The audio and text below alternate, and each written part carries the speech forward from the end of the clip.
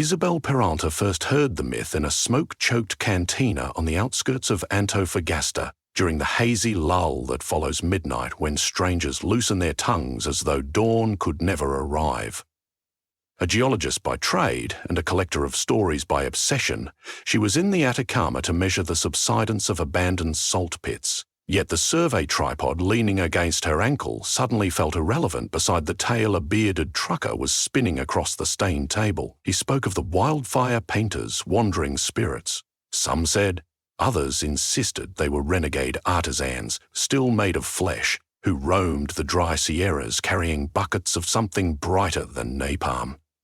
When drought and electrified winds conspired, these painters splashed entire hillsides with living flame. The infernos raced outward like brushes dipped in molten neon, and for a few impossible minutes the burning slopes revealed murals so intricate they seemed etched by a colossal hand. According to the trucker, the images shifted, shimmered, then collapsed into ash, leaving behind only blackened rock, but also a lingering certainty among the few who had seen them. The scenes foretold the Earth's future. Isabel, whose idea of faith fit neatly between repeatable measurements and margin of error bars, ought to have laughed. Instead, she found herself buying the man another cup of harsh coffee, scribbling coordinates on the back of a fuel receipt, and promising nothing more than curiosity. A week later, bureaucracy gave her the excuse she needed. The university suspended all surface work until the region's wildfire season abated, citing liability. Her graduate students scattered home. Isabel loaded the monitoring drones into a storage shed, signed the security forms, and pointed a rented pickup toward the coordinates she had copied. She told no one where she was going, least of all herself. The road climbed like a frayed ribbon through rust-red desert and into a labyrinth of gullies whose walls were the color of dried blood. Every hour she stopped to cup her palm against the engine hood, ensuring the truck did not overheat. Every hour she asked herself whether she had traded a sabbatical grant for a ghost hunt. At dusk on the third day, she reached an abandoned nitrate village called Quebrada del Silencio. 5 corrugated shacks hunched around a toppled water tower. From there, the road ceased to exist. She camped beneath the silhouetted ribs of the tower, trying to ignore the rattling iron as night winds prowled the alleys. The desert sky presented itself like an autographed blackboard. Constellations etched so sharply she almost believed the universe was close enough to scrape a fingernail against. Somewhere after midnight, when lantern glow was the only color besides starlight, a tremor of orange flickered on the northern horizon. Heat lightning? A distant refinery flare? Isabel climbed the ladder of the water tower for a better view. Across the ridge line, spurts of fire erupted not in the chaotic pattern of a spreading brush fire, but in the deliberate rhythm of strokes. A flaming line curved, paused, and curled again, as though an invisible hand gauged perspective. Another burst ignited higher up, forming the suggestion of an eye radiant enough to eclipse the nearby stars. The hill itself became a canvas, each crater and fold manipulated by light, and as the pattern expanded, Isabel's scientific instinct separated from her awe just long enough to whisper, "This is impossible. Combustion can't choreograph itself." The next surge of flame obliged her with an answer. Silhouetted against the incandescent glare, she saw figures, 4 of them, running along the slope with smooth, decisive strides. Each carried a sloshing vessel that leaked sparks in their wake. Whenever one swept an arm, she saw an arc of liquid fire that clung to gravity as though magnetized, landing precisely where it was needed to finish a contour. They did not shout instructions, yet their timing was perfect, overlapping trails of flame knitting into images that grew recognizable even at miles' distance. A river curled through the scene, its fiery surface broken by migrating silhouettes of birds. Mountains rose in the background, only to dissolve into sinking coastlines. Cities, dizzy with skyscrapers sprouted like cacti, then toppled beneath cyclones of orange. The mural moved the way breathing cloth flutters in wind. Future after future replaced itself before the eye adjusted, as if time were being thumbed through by a distracted god. Isabel descended the ladder without feeling rungs beneath her boots, threw sleeping bag and water into a pack and started walking. She had left caution behind at the first flicker of that impossible paint. The air grew warmer with each step, not blistering like a wildfire's furnace, but vibrant, alive, a pulse in the desert veins. When she reached the base of the hill, the painters were already retreating toward the opposite slope, their work nearing completion. Up close, Isabel saw that what she had mistaken for buckets were gourds fused with tarnished metal, and the liquid inside was not petrol or tar, but something translucent and swirling like bottled aurora. It ignited only upon contact with rock, but once aflame obeyed its own physics, clinging to surfaces in articulate ribbons, refusing to leap whichever gap the painter did not intend. She called out, "Spanish first, then English," her words flaking apart in the swirling heat. One figure paused. In the shifting orange gloom, Isabel could identify no facial features, only the paleness of eyes that had reflected fire all night. The painter regarded her like a memory half-remembered. "Why do you burn the hills?" she managed. "To remember," the figure replied, voice neither male nor female but carrying an accent centuries old. "And to warn." Before Isabel could formulate a rational question, crackling wind drowned the rest. The mural reached its crescendo, a final bloom of light that revealed a coastline she recognized as northern Chile, swallowing itself beneath a tsunamic wall. Then, everything collapsed into blackness. The flames guttered to coils of smoke. Stars reasserted their dominion. The painters vanished so swiftly she wondered if they had ever existed. At dawn, charcoal dust coated the hill, thick enough to blacken her palms as she climbed to study what remained. She expected nothing but cinders. Instead, she found fine sketch lines traced in glossy residue where the flames had traveled. When sunlight struck them, faint colors rippled, a sepia afterimage of last night's incandescent prophecy.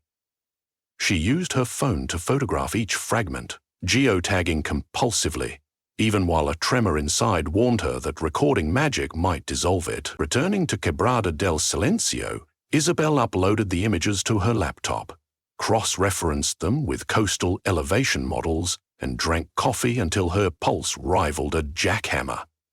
The predictions embedded in the mural were clear. Accelerated glacial melt, malformed storm tracks, seismic upheaval. By mid-century, the port of Antofagasta would lie 10 meters beneath the Pacific.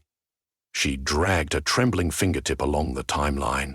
If the wildfire painters were right, entire nations were already standing on hollow planks of time. She drafted an abstract for a conference on climate dynamics, careful to cite satellite data rather than supernatural murals. Yet her conscience balked. Data demanded provability. Her only witness was a trucker's rumor and a hallucination of flame. She closed the document unreadable, saved nothing, and paced until the sky turned tungsten with twilight. The next evening she returned to the hill, determined to catch the painters again.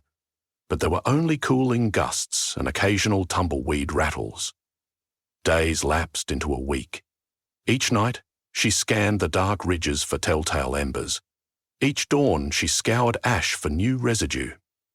Nothing. The desert resumed ordinary silence, as though indulging one spectacular fever dream, and now exacting payment in monotony. The university called, requesting her to sign off on drone rentals. Her department chair hinted that continued absence might jeopardize grant renewals. Isabel lied as smoothly as she once calibrated seismographs, promising to return after verifying field anomalies. Yet she refused to leave. If the wildfire painters were real, she had witnessed something humanity's instruments could not yet register. Abandoning the desert felt like leaving a flight recorder in a crash site.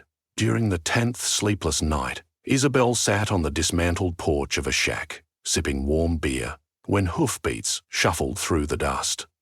An old Aymara shepherd appeared, leading a llama whose saddlebags swayed with reed canteens. He greeted her using the soft consonants of High Plateau Spanish and accepted beer in exchange for conversation. When she described the flaming mural, he nodded without surprise. "My people call them Los Trazadores del Fuego," he said. "They paint the bones of Pachamama so that blind children might glimpse tomorrow. How often do they appear?" "Only when the earth is louder than the people walking on it." The shepherd swept a hand across barren flats. "These days the earth shouts." He rummaged in a saddlebag, produced a flat stone etched with charcoal lines. At first glance they resembled petroglyphs, llamas, condors, stylized rivers, but the symbols overlapped in recursive spirals identical to the residue Isabel had photographed. "My grandfather found this after a mountain burned," the shepherd said. "He kept it secret. I give it to you, because secrets rot faster than corpses." Isabel traced the grooves. The rock felt neither cold nor warm, rather alive with some subtle frequency, like a heartbeat she heard through fingertips. As the shepherd disappeared into moonlit distance, she realized he had not asked her name. In the desert, no one needed names. You were the sum of tracks you left and the promises you kept. She spent the next fortnight decoding the stone's geometry, overlaying its spirals onto global tectonic maps. By extrapolating intersection nodes, she predicted where the next wildfire mural might erupt. The Sierra de las Animas in western Uruguay, 1,800 kilometers east. A rational scientist would have wired funding requests, assembled a research team. Isabel packed her sleeping bag, mailed the storage shed key to her graduate assistant, and began driving. The route east carved across salt flats that shimmered like illusions of water, then descended into pampas where horizon and sky blurred until only windmills differentiated the two. She slept in the truck bed, inhaling grass scents so rich it tasted like bread. Every kilometre stretched her sense of belonging thinner. She was no longer chasing a myth. The myth was dragging her. When she finally reached the low granite domes of the Sierra de las Animas, thunderstorms bruised the sky. Local fire services had posted warnings. Lightning had already sparked small blazes. Isabel climbed a ridge and waited. The wind smelled metallic as if ions crowded each breath. Sunset bled violet over the plains. Then the ridge erupted. Flames arced from stone to stone with deliberate artistry. The wildfire painters emerged, 6 this time, their pace urgent yet graceful. Isabel ran toward them, calling that she had come to learn, not interfere. One painter tall, shoulders spattered by glowing droplets, paused. Recognition passed between them. Or maybe the painter only recognized the wonder mirrored in Isabel's eyes.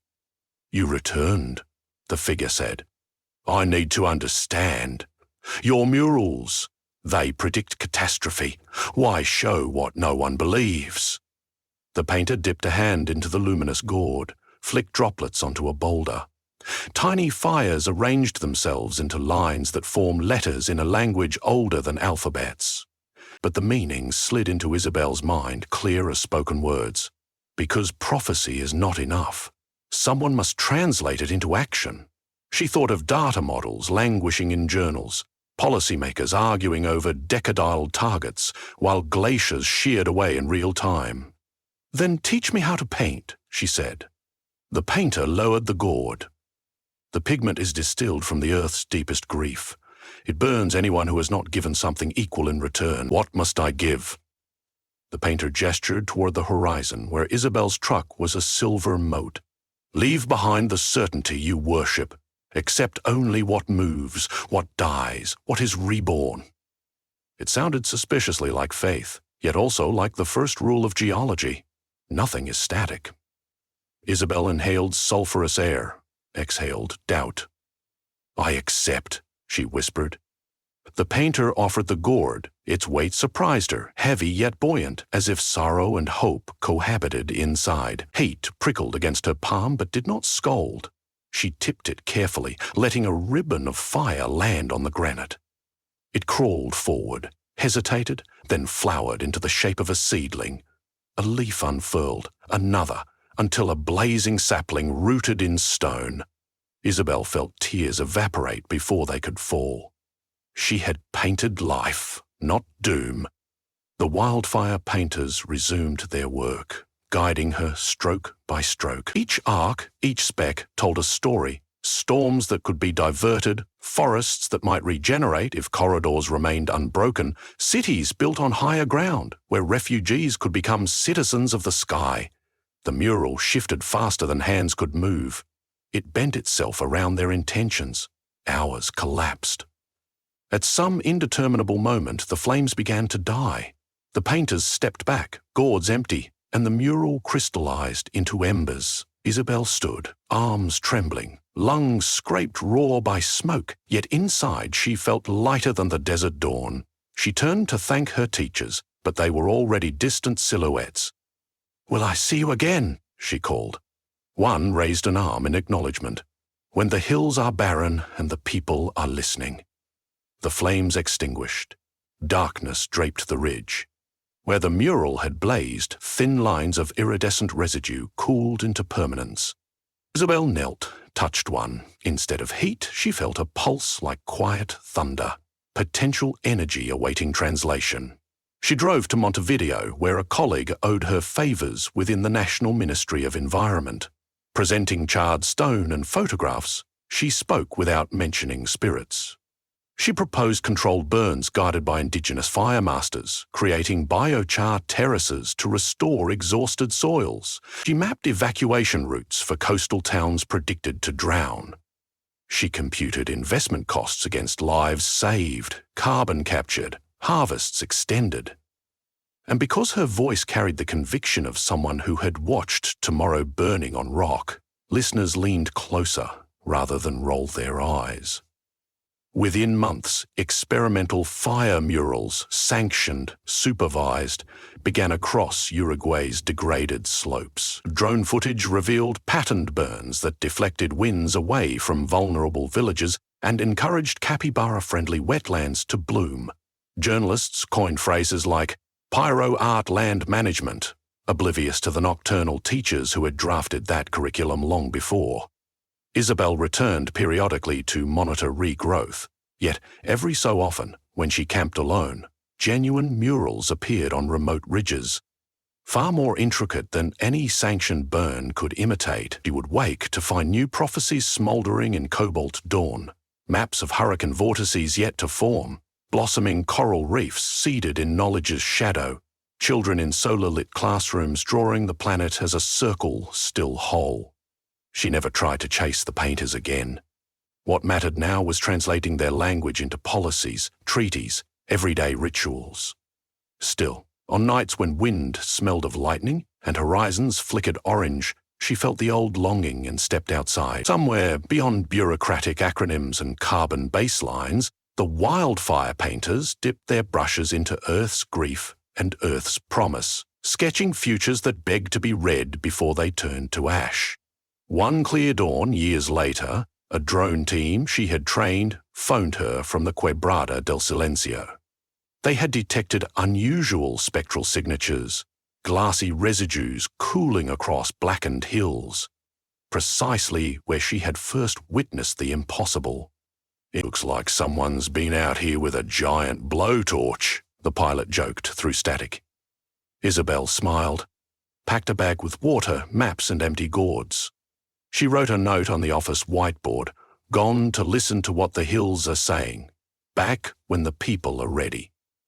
She left before her signature dried, following the desert road that was no road, toward a rendezvous older than myth and as urgent as sunrise. The wildfire painters would be waiting, brushes alight, murals half finished, and she would offer them what she had gathered: data, courage, and a heart tempered in flame, so that together they might keep splashing tomorrow across the barren hills until the world finally chose to read.